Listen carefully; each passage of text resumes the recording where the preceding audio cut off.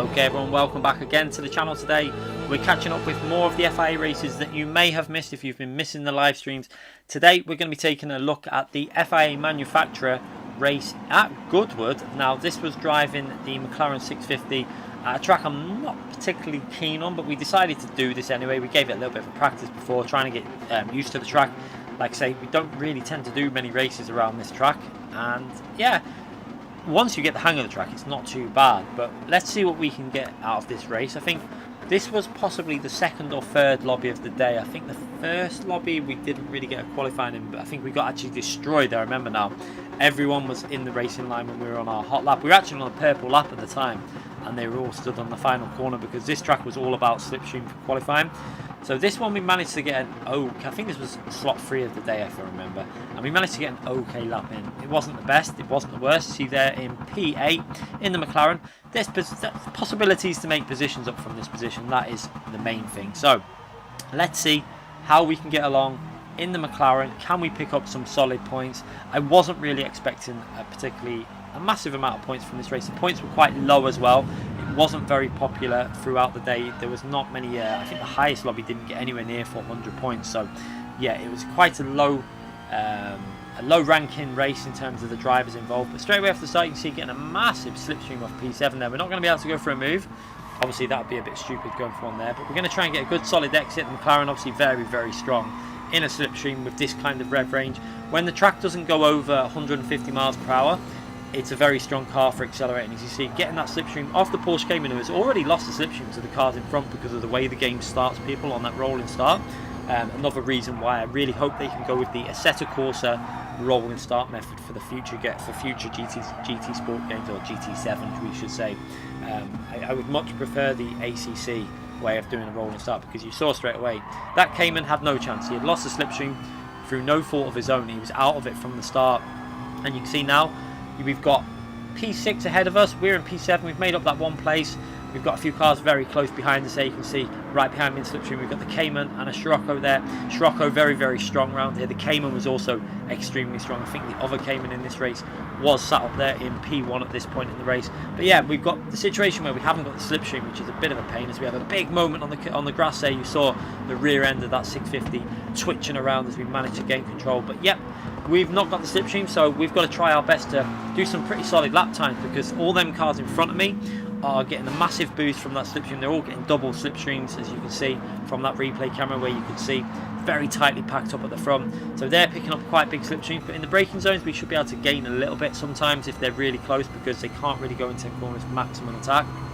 But yeah, solid start. At least we didn't die on the chicane. Many people I did predict would actually die on the chicane. However, in the races we didn't see many deaths. Only a few deaths happened on that chicane.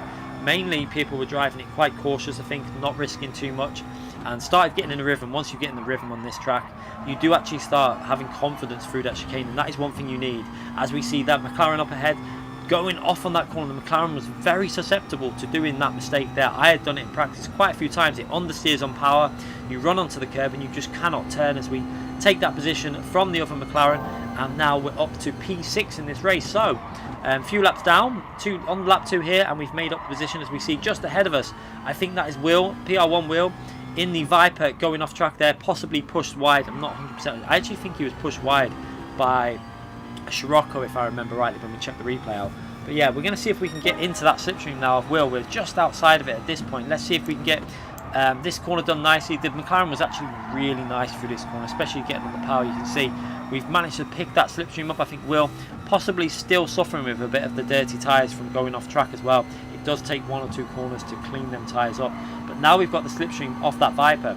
This is perfect territory for the McLaren to gain and gain and gain. You can see it again there, really starting to boost up to the Viper in front of us as we try and clip that curb, rotate the car into this corner. It's all about rotating that car and transferring the weight to the front tyres to give yourself the grip to get on the power as early as possible. And then this very tricky corner, I used a little bit of paint on the floor as my brake marker. I tended to brake a little bit before it so I didn't run wide and do the mistake that we saw Killian do in the fellow 650 driver. So yeah, getting the braking for there, quite nice. Working our way up the hill again, getting the benefit of the slipstream. Now you can see the extra boost it's giving the McLaren. Look at us gaining on that Viper, and that Viper is no slow car, so You can see the advantage of being in a slipstream. As you see, Will pushing on to try and get back into the slipstream with the cars ahead as we come to that very tricky chicane again.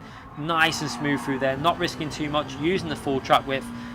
Doing quite nice. We've actually about to break, I think we've nearly broken the slipstream from the car behind. I think we've actually broke it at this point. So that is great news for myself driving in the Group 4 McLaren, because now we don't have to worry about any cars that are sat behind us as we work our way into the very fast, tricky. This is actually a tricky corner. If you slightly turn in too late, it really affects you. We're getting a really big boost behind Will here. We're going to go for a move. Can we go for it? He leaves the door open. We're going to go to the inside and possibly try and go for a move. We keep it nice and tight, but Will just totally understeers, clips the grass, and you might have heard that bang as he hits the barrier, and he's pretty much out this race there. I think he whacked into the barrier, possibly penalty, I don't really know, but he's all the way down now, and we're up to P5. A mistake by Will there, gifting us another position in this race.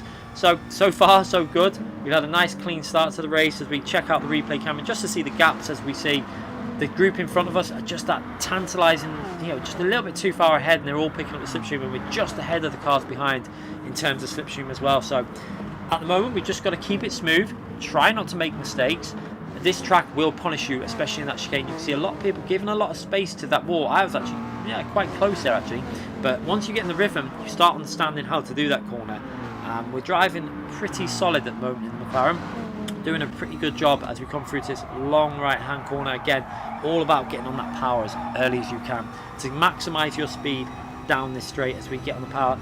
Approaching now into that tricky corner again, you can see the group ahead are just too far ahead, and now we're in a bit of no man's land in this race. You can see we've got the gap behind and we've got a big gap in front. So yeah, it's a bit of a just about keeping consistent at this phase of the race now. We don't want to make any mistakes that are going to give the slipstream to P6, but we've still got to push to try and see if we can take advantage of any mistakes that are made at the front of the grid there from P4, 3 and 2, etc. P1 looks like he's a little bit further ahead in this race already.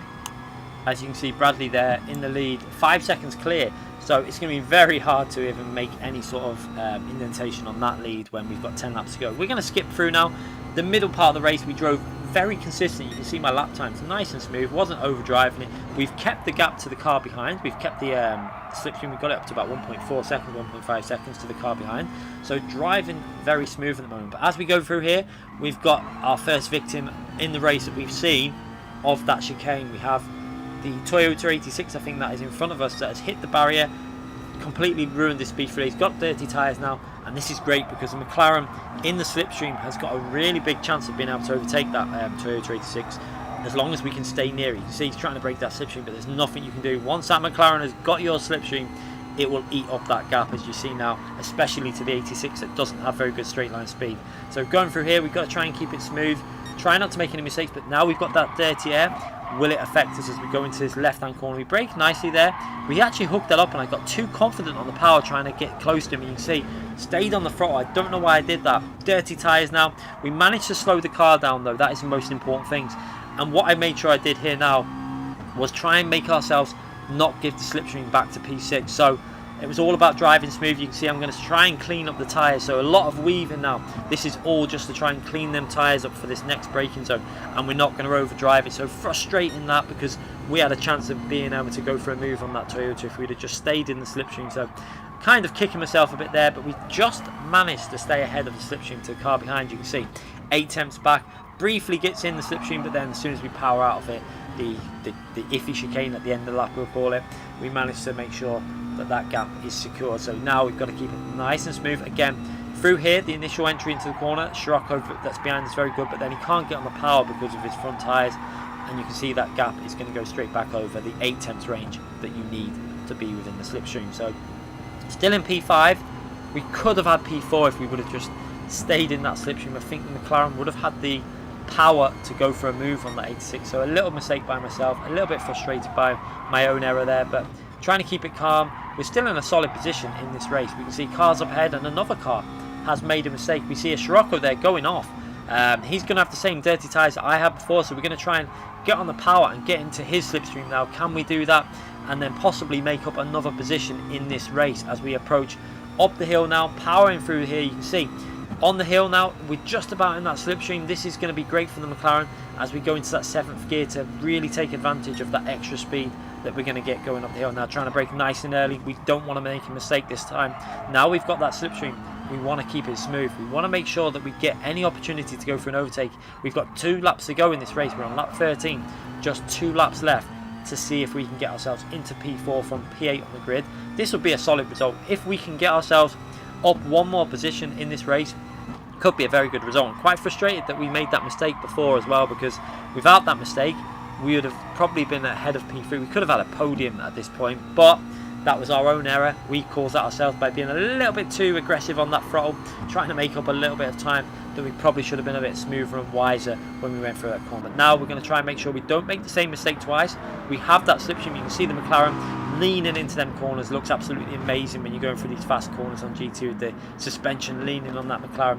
Still using that Fall Guys livery. Probably will get that changed soon into a different livery, but a few videos you'll see running that livery. We're not playing that game anymore. It's the most boring game ever, so I think we're going to stick to a little bit more authentic livery. So yeah, if anyone wants to make me one, make sure you tag it with my username Key25, and I do check them out. So yeah, feel free to tag me in them and I'll check them out. If I like them, I'll use them. As we work our way, following that slipstream right behind the Scirocco, getting very close there through now onto the final lap almost as we go. 1 more attempt into the chicane. You saw myself just make myself aware going into the chicane. I was trying to put him off a bit, trying to make sure he's aware that I'm obviously attacking. My tyres are in good condition. I know that that Scirocco is going to be suffering, especially through this corner. So we try and take a bit of a different line through here and try and ensure really good exit speed. You see my tighter there earlier on the throttle, and now look at this run we've got on the Scirocco. We're gaining. We're 2 tenths back now, but we're going to get such an advantage being in this slipstream as we go through this right hand corner, and we're in a position here to go for a move. So he's there, we go down the right hand side, and he just cuts that off. I think he knew what he was doing there, and Karma attacks him with a 2-second penalty, because I actually think that was a little bit of deliberate blocking. He knew what he was doing. He cut across the track. He definitely knew I was going down that right hand side. He could see, well, unless he doesn't have the mirror, but yeah, so not much we could do. We were going down that right hand side with the aiming to go on the inside of the next corner with a move like we did with Will. Will gave us a space, but P4 did not give us a space and picks up a 2-second penalty, which I think is deserved. A little bit of Karma attacking him there, and then we're going to come up to the final chicane of the race. We're going to get that position for P4, and you're going to see Karma strike twice for P4 as he goes into the chicane, and Karma knew that he was a little bit wrong with what he did, and it hits him again, and we take advantage of that anyway and go up to P4 without even having to take advantage of that penalty. So a nice P4 finish in this race. A little bit of karma for that driver. I don't think it was particularly deliberately dirty. I just think it was a little bit naughty, I'd say is a word. I think it was a bit wrong that he cut across the track, and I think he had another issue with Will in that race. I'm not too sure what went on, but there was a little bit of an incident with the same driver earlier on. But we come away with a pretty solid 306 points from a race that I probably wasn't going to do. We just decided to do it the day before. I did a bit of practice in a live stream and decided to go for it. So yeah, 306 points. Solid points in that race. Hope you enjoyed the race. If you did enjoy it, hit the like button, subscribe to the channel, all the usual things, and I'll see you again for more videos and live streams very soon. Thanks again for watching, everyone.